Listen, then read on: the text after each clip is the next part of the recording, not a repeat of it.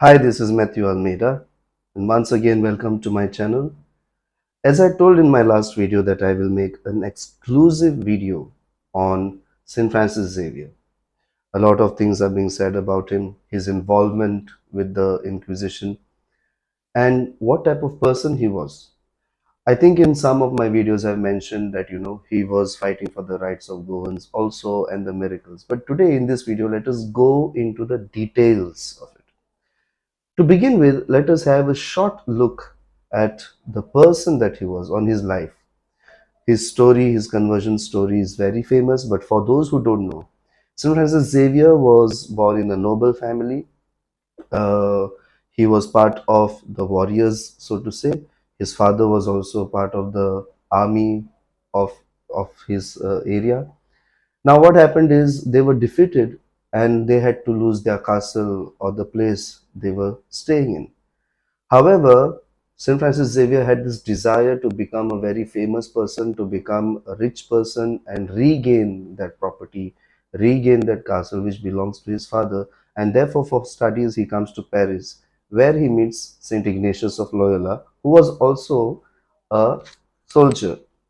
We know the story of St. Ignatius of Loyola, how during a war he was hit by a cannonball, and while being admitted in the hospital, he read the lives of saints and he said, if they could, why not I? Why can't I? And here in Paris, he is influenced by Saint Ignatius of Loyola.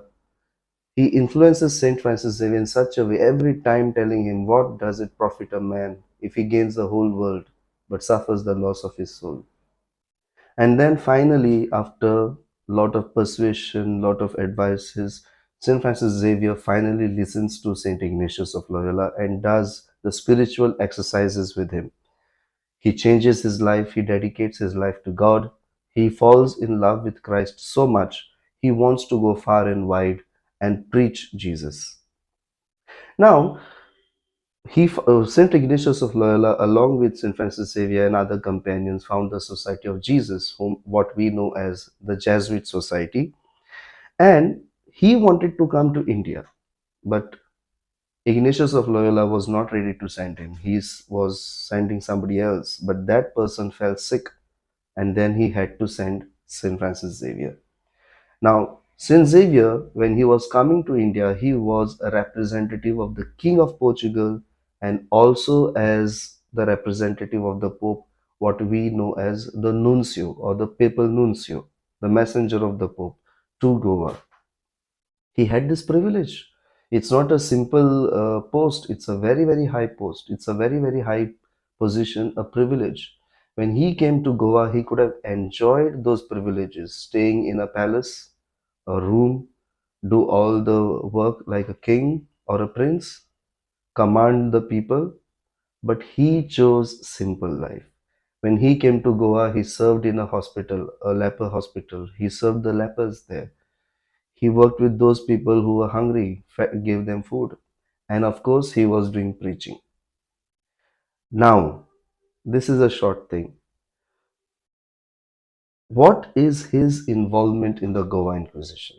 I have written in my paper and I've mentioned earlier also. The letter which he wrote, which dates to 16th May 1545 or 1546,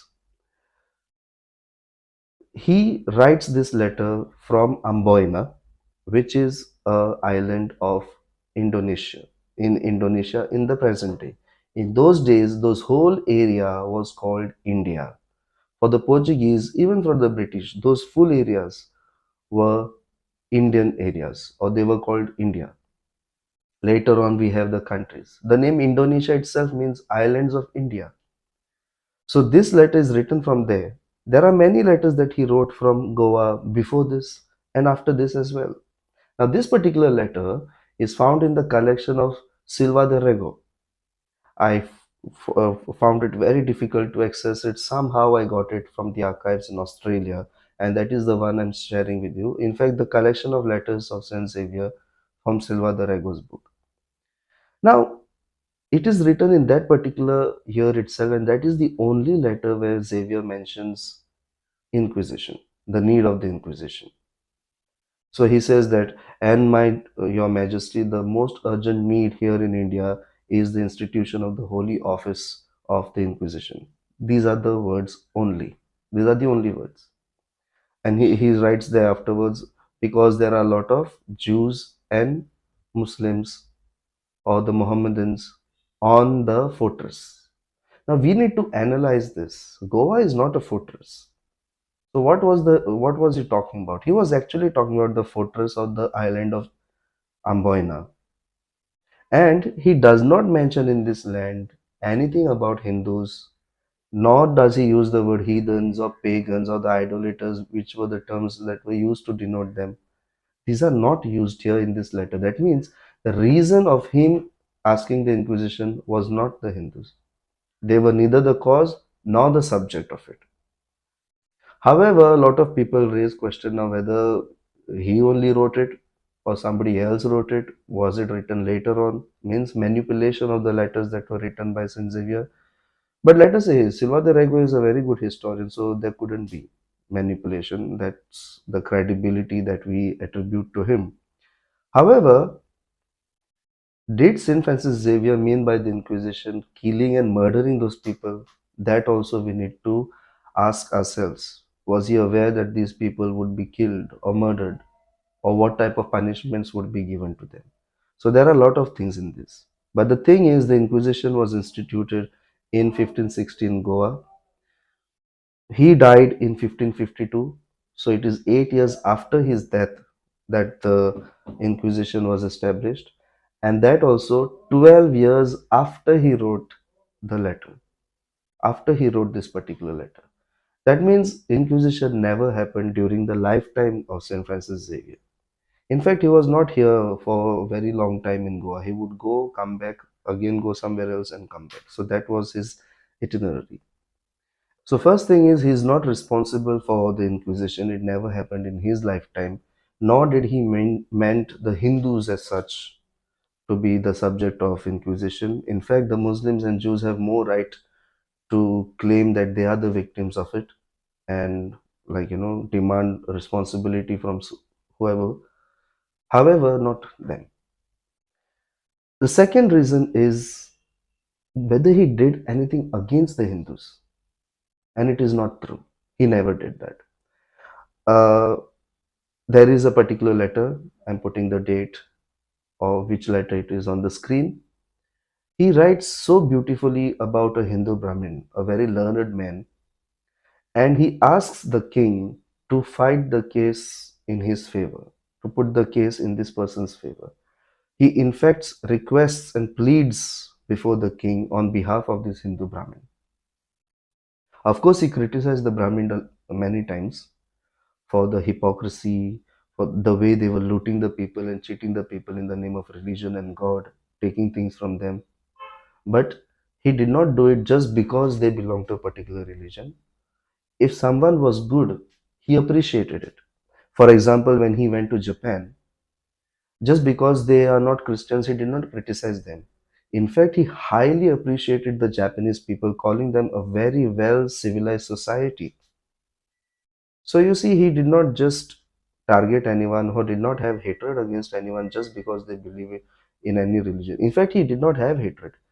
His point was only to point out to the wrongdoings. He did not hate the persons, he hated the wrongdoings. And the major thing is here, he was a person who fought for the rights of the people. He even criticized the Portuguese. There are these letters. Look at the passages that are coming up, popping up on the screen. These are the words he said about the Portuguese, that though they are Christians, they are like children of the devil, that the way they are behaving with the people is not right. So he always corrected what was wrong. And another thing is, he fought for the rights of the native people. He demanded from the king that the native people be treated as equal citizens. And we should be thankful to him that after long requests and all, the Portuguese started treating Goans as citizens, or even other Indians who were around there, as equal citizens. He was the first one to fight for it, who said that they should be treated as equal citizens. These are the words which are coming on your screen, on the screen now. These are the words he said. Your Majesty, I plead before you, treat them equally. They are not animals, they are humans. They deserve that right. This is their land. Would you be happy if any Portuguese was treated like this? So that is the thing. The other accusation is that he encouraged forceful conversions. No, he did not. Now, there is this particular letter, I'm putting the date again. Here is an encounter of St. Francis Xavier with a Brahmin who tells him, we know we are telling lies to the people. We know there is only one God, but we are just giving them different names of different gods so that they come to the temple. Otherwise, they will not come, and this like this. And then he says, if they don't come, we will have nothing to feed on. And this particular Brahmin tells him about the scriptures, the Hindu scriptures, where it is clearly written there is only one God, and you should not be making statues and worshipping them as idols. Probably he was referring to Rig Veda, where Rig Veda says these verses, or the Hindu scriptures apart from Rig Veda, the other Hindu scriptures. I'm putting the quotations on the screen. These are the verses that say there is only one God, or one should not make statues and bow down and worship to it. Probably this Brahmin was referring to that. And then this Brahmin says, I'm ready to get baptized. But here, St. Francis Xavier refuses baptism to him. Why? Because his intention was not correct. St. Francis Xavier wanted pure intention of following Jesus Christ or taking baptism. That was for the love of Christ. He wanted people to understand what Christ wants and not simply get baptized and increase the numbers. This is why when he came to Goa, he saw that the people were already baptized. This is probably when Albuquerque was there, people were baptized. Some tribes had agreed to receive baptism after winning a battle. They received baptism, but they were not taught the catechism properly. They did not understand what they were doing. So instead of just going around and baptizing people, the first task he took is catechizing them, evangelizing those who were already baptized.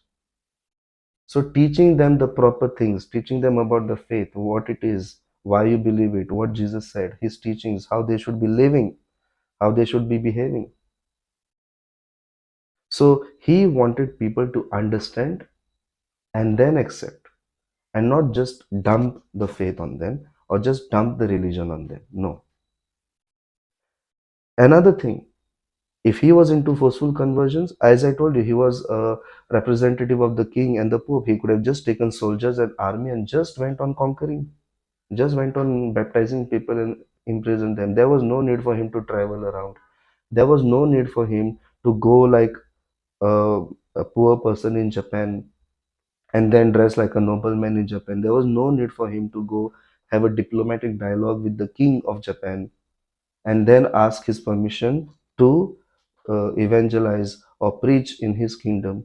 This is a peculiar trait of many missionaries, that they would ask permissions from the king to evangelize in their land. This is peculiar of even Saint Joseph was in Sri Lanka and even Saint Robert de Nobili. So they would ask permissions from the kings to evangelize into this thing and not take an army and just go on baptizing. Others may have done. I'm not saying surely. I'm neither denying it, not agreeing to it, but I'm saying may have done. But not, of course, St. Francis Xavier, not the real missionaries, that were those who are priests. And then finally, my dear friends, St. Francis Xavier's another accusation that comes on him is that he broke temples. Now, this is the particular verse, particular section of one letter. I am putting the date of that letter and the passage that says that he broke the temples. He encouraged children to go and break the temples. This is put there. But nobody understands the context. This is not the only paragraph in that letter. The letter is huge. Before this incident, which he narrates, he says that the Brahmins were like, cheating people. They were being oppressed. He probably also knew about the caste system, how they were being discriminated. He knew how they were being discriminated, the lower caste and all that, how they were like, kept aside. They were not allowed to enter the temples. They were, of course, they were different religions, so the Brahmins, the higher caste, would not mix up with them. And then later on, they would get converted. They would get receive baptism. not only because they see a hope in this figure of Jesus Christ who gives them freedom, equality, and respect, and lot of love, and they are taken care of. Therefore, he narrates very well, they would go back. Now, since they have become Christians, the temples which are there in their own houses, they would break that. It's their private property. So now, if the deity is changed, they would not surely hang on to the earlier deity. And as it is the Christian monotheism is, you worship only one God. So according to Christian teaching, which they had embraced, certainly they would destroy. And in that place, they would rather build a cross or put a statue of Jesus and Mary. So it's not that he went on destroying the other temples, whether they were public temples, there is no clear evidence. Most temples were private, belonging to the families, high class families, Brahmin families, or to the earlier kings like the Kadamba, the Vijayanagar Empire. So the temples were built by them or would be owned by the Brahmin families. So he did not went on destroying these temples. He did not destroy temples of other families who were presently Hindus, of the current Hindus of that time. No. But those who converted, they would come to their own houses and destroy those temples, not out of hatred, but because they had accepted, they had understood that there is only one God. They had understood that Jesus is the Son of God. He came down and to save the world, and he died on the cross, rose from the dead. And because they had understood that whatever they were doing earlier was like, because they were searching God, and now they have found God, they have found the complete truth. So they don't need this, because this is taking them away from the truth about God. So they would destroy those. And finally, we are looking at these letters. We are ready to accept whatever he wrote about Inquisition. We are ready to accept what he said about the Portuguese. We are ready to accept what he said about the destruction of temples. But there is one major chunk that we don't accept, and some people who criticize him don't accept, is the miracles that he worked. In his letters, he narrates so many times the miracles that have happened, and he gives thanks to God. He says, I thank God for allowing me to do this. He thanks God for doing that miracle in somebody's life, even raising a dead back to life. There's so many recorded miracles. So, my dear friends, we have given the title to St. Francis Xavier as Going So Sahib. It's not only because he came here, he uplifted those who were downtrodden, he educated the people, he did miracles, and also because he fought for our rights. Today, a lot of Goans enjoy the privilege of Portuguese passport, get jobs there. Let's be thankful to him. Let's be thankful to St. Francis Xavier. See you in the next video. Bye.